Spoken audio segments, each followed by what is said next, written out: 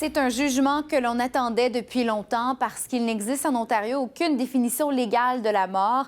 La Cour d'appel de l'Ontario statue que la mort peut être cérébrale.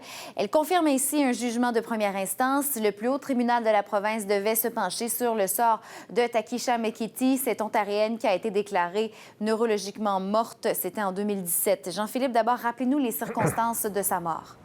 Alors, la jeune femme de 27 ans avait été conduite d'urgence à l'hôpital civique de Brampton à la suite d'une surdose. On avait réussi à la ressusciter, mais trop tard, si bien qu'il avait fallu la brancher sur une machine pour la maintenir en vie. Les médecins avaient déclaré à un moment donné qu'elle était décédée, que sa mort était neurologique, bien que ses organes fonctionnaient toujours.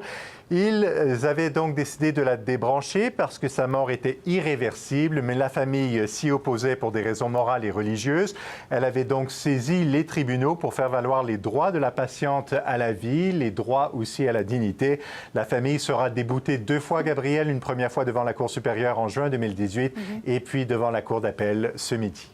Et quels étaient les arguments de la famille de la jeune femme devant les tribunaux?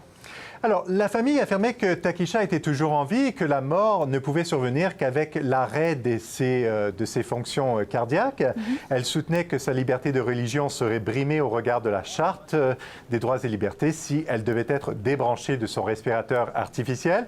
Lors de l'appel, leur avocat avait invité l'Ontario à copier d'autres juridictions qui ont changé leur loi pour faire respecter les droits des patients qui sont dans le coma. Il avait cité par exemple les cas du Nouveau-Jersey, de l'Illinois et de la Californie, où la définition de la mort a été modifiée pour inclure à la fois la mort cardio-respiratoire et la mort cérébrale. Selon lui, la mort de Takisha aurait dû répondre aux 2 définitions sur la mort et non pas à une seule définition comme ici en Ontario. Or, la Cour d'appel a statué que la mort pouvait aussi être cérébrale, même si les fonctions biologiques sont intactes et que cela suffisait donc pour débrancher Takisha.